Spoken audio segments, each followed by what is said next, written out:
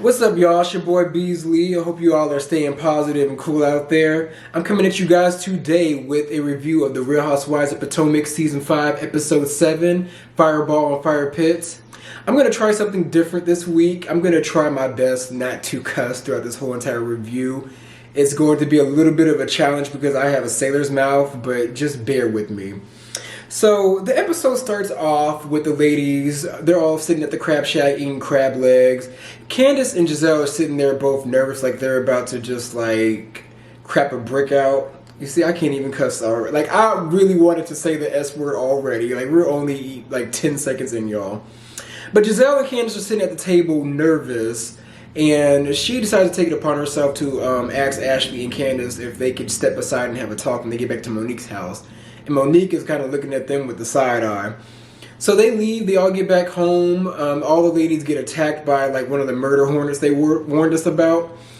And Karen ends up killing the bug with her shoe, and then most of the ladies go outside to go make the s'mores while Giselle, Ashley, and Candace stay inside. Monique, however, is kind of like has her good eye on Candace, and she's like, I want to see what these ladies are talking about. So she walks back inside, and she's like, well, what's going on? And Ashley's still upstairs. It's just Giselle and Candace sitting on the couch. And they're kind of just looking like nothing's going on. Like, they try to play it all cool, like nothing's happening, but really they just want to get this conversation out, and they don't want the other ladies to find out what's going on. So Monique is kind of just playing around, looking around in the pantry, really trying to kill time so she can kind of eavesdrop on the conversation when Ashley comes downstairs, but she eventually goes outside. So when Ashley sits down, Giselle basically spills the beans and admits that there's a text message from a credible source from Candace's friend about Michael being in a strip club and him stating that he has both a boyfriend and a wife and that he was partying with other strippers. And the look on Ashley's face is like she's just not even surprised. Like this is nothing new to her at this point. Candace ends up showing Ashley the text messages, and then she was reading them out loud, and Ashley was reading a little too calm for me, y'all.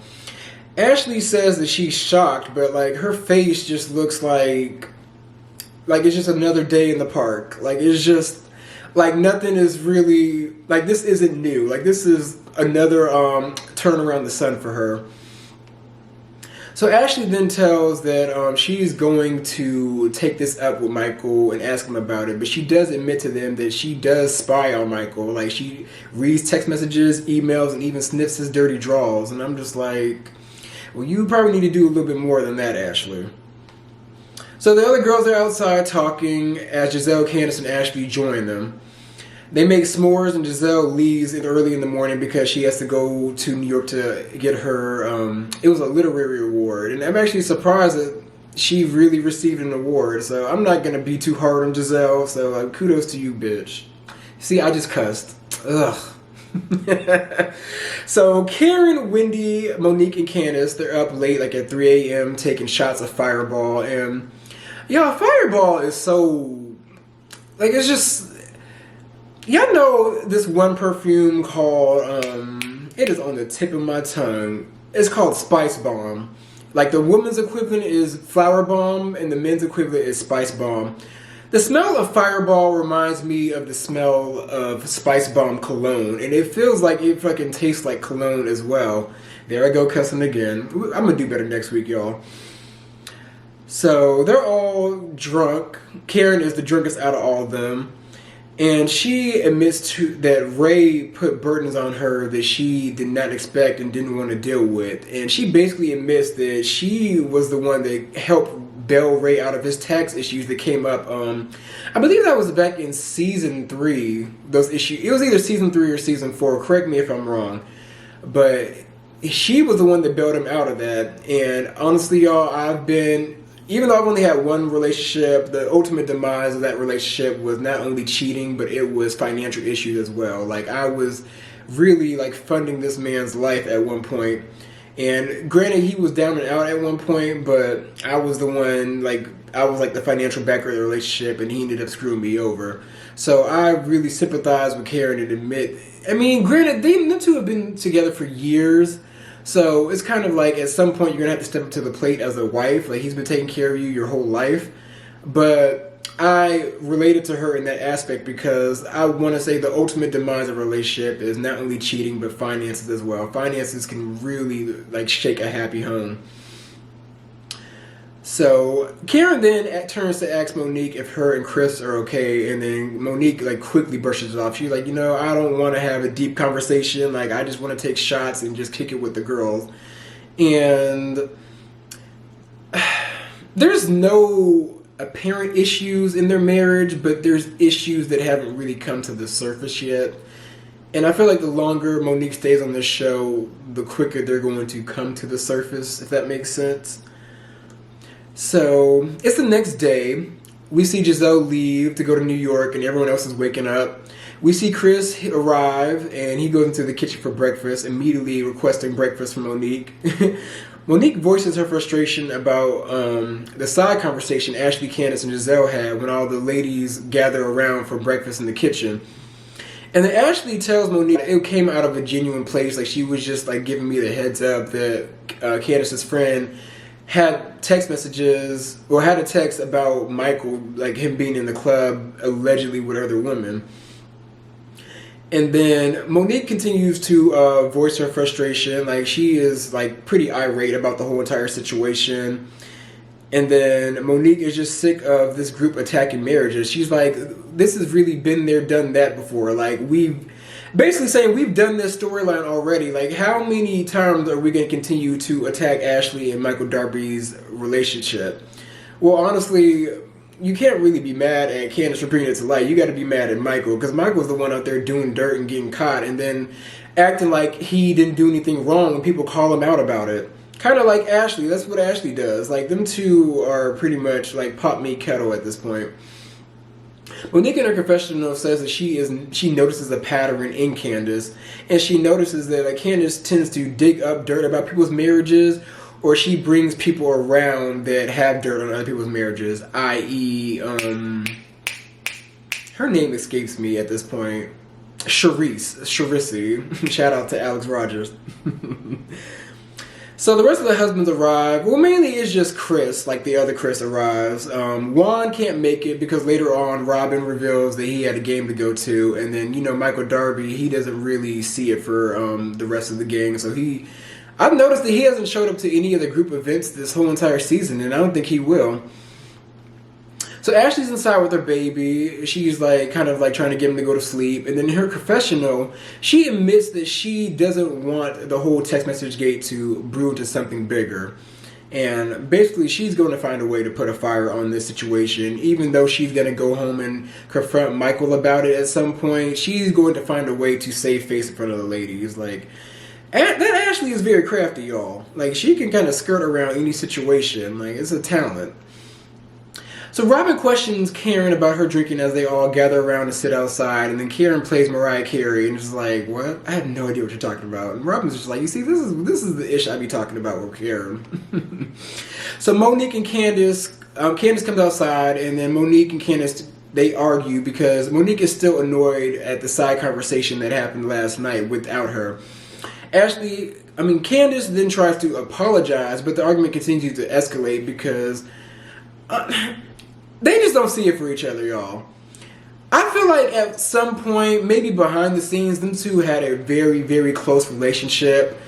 And Monique feels like Candace betrayed her, and then Candace feels like Monique betrayed her. And it's just like, it's like they had a sisterly relationship, and it's like their relationship is damaged beyond repair. Like, at this point, there's no point in them two even trying to, like, bury the hatchet. Like, they just don't see it for each other.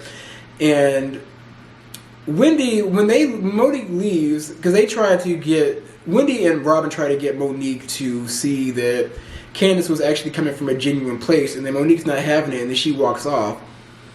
So Wendy then says she honestly thinks that if Candace wasn't involved in the side conversation, like if it was just Giselle and Ashley talking, then Monique wouldn't be as mad as she is, and then Robin agrees. So later on that day, they show Giselle receiving her literary award, which, kudos, girl. Like, I ride Giselle so much, I'm going to give her a free pass this week because she didn't really annoy me that much. So Ray shows up to the house, and then the rest of the guys are inside talking about getting a vasectomy, and also like basically how they all come, like what they do. Like one of them said they twitch their feet and wiggle their toes. I'm just like, okay, TMI. So while everyone is downstairs, Candace is seen packing her clothes. It really looked like she was about to leave, but in her confessional she says, you know, Chris and Chris are really good friends, and she just wants to keep the peace, and like the weekend's basically almost over, so it's just like, let me just go ahead and just ride out the rest of this whole entire evening.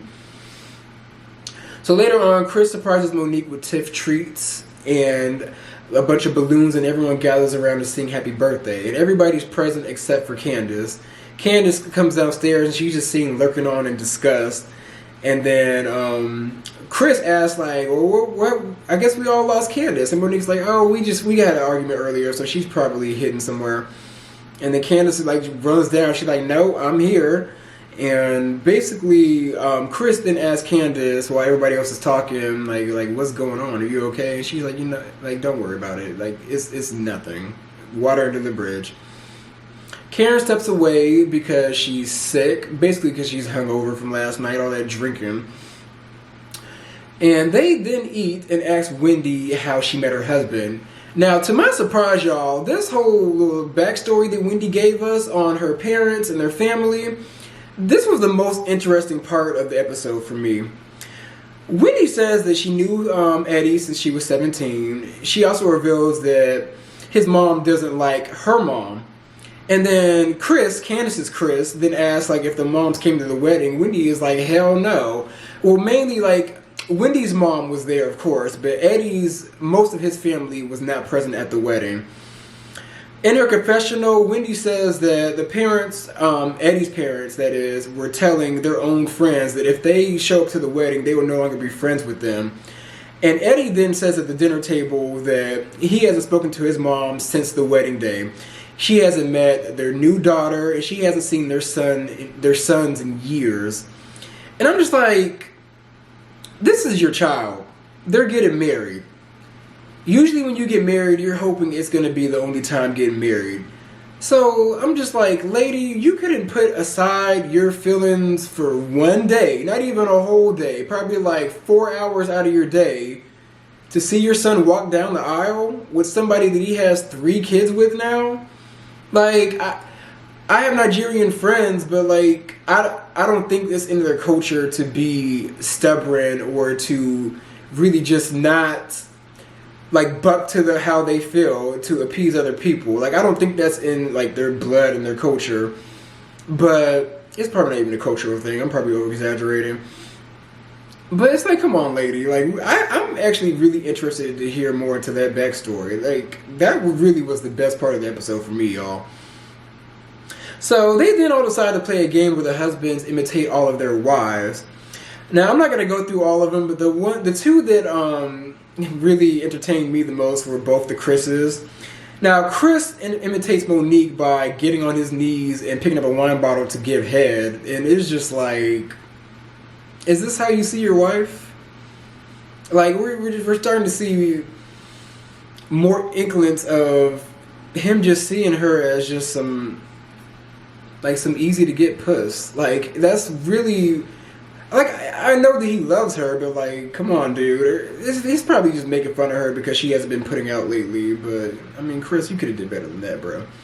So the other Chris, he also imitates Candace by reenacting the butter knife scene from last season, which was absolutely hilarious. So later on, everybody packs up to leave the house. Ashley is ready to confront Michael Darby about the text rumors. Candace, before we leave Monique's house, Candace tries to say goodbye to Monique and Chris. Monique, I feel like she was faking, passed out on the couch. And Candace is pretty annoyed by that. She's just like, really? Like, you're supposed to be all about this hospitality and decorum and you just fall asleep before all your guests leave the house? I feel like Monique was faking, y'all, to be honest. It was funny, though. So, on the way home, Ashley decides to call Michael to kind of check in and see what he's doing and letting her know that she's on the way home. And then Michael just keeps saying, like, oh, well, I'm eating lunch. I'm eating lunch and reading a document. And Ashley's like, I know, you don't have to tell me twice.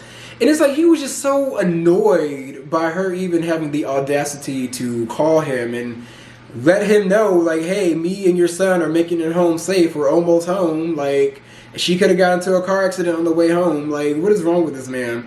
Like, I really don't like the way he talks to her.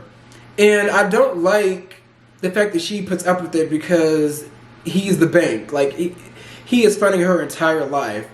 And Ashley is not going to go back to being poor. So she's going to do anything and not buck too hard against him to keep her lifestyle the way it is. But she's not comfortable in this marriage, y'all.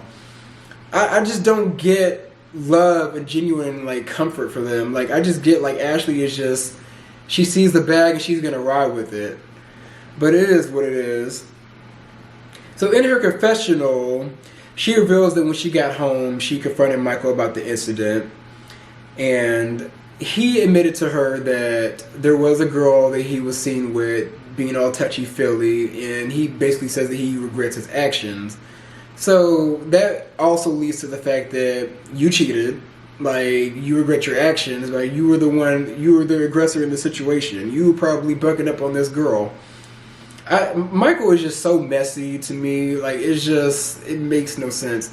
And y'all, I went back and watched the first season. And in that first season, I remember Ashley revealing that she was bisexual. So now it's starting to make sense why she's not surprised by all of his sexcapades, because them two are probably swingers, y'all. And she's probably not surprised by him, like, entertaining other men, allegedly entertaining other men, because he's bisexual too, she's bisexual, and they both are going to live their best life and kind of live their lives together. Like, they're going to, I feel like them two have an understanding at this point. It bothers Ashley to an extent, but she remembers, like, this is the bag. So she's not going to be too upset when she finds out that he's stepping out on her, because she already knows. Like, this is what it is. She is just there for the ride, y'all. It's kind of sad to see, but the things people would do for money, but it is what it is. So after that clip, they then show the blog headlines about Michael and the pictures of him in the hotel in his drawers, y'all. And I just want to know how they're going to try to skirt out of this situation, because the Darbys are good for doing that, but you got, like, they're plastered all over the blogs. Like, Gossip in the City even had a video of him talking to that one woman that Ashley confronted him about. And then the episode goes off. Y'all, this episode, it was cute. I'd give it a C+. It was I'm just glad next week is going to be the drag me Monique scene and we see the fight. This season, these last two episodes, they were just alright, but this I feel like this next week is going to pick up a lot better. But those are my views. Be sure to like, comment, and subscribe, and I am going to come at you guys with some more content. If you want to, feel free to jump in the comments, see what you want from me. If you want more TV show reviews, if you want me to talk about movies and music, I'm a big music head, big movie head. There's no good movies out this year, though. And you can't even blame it to COVID. There legit wasn't anything good out this year. Like, even like Queen and Slim was one of the most disappointing movies I ever saw. But I'm going on a tangent. Those are my views, and I will come at you guys with some more content.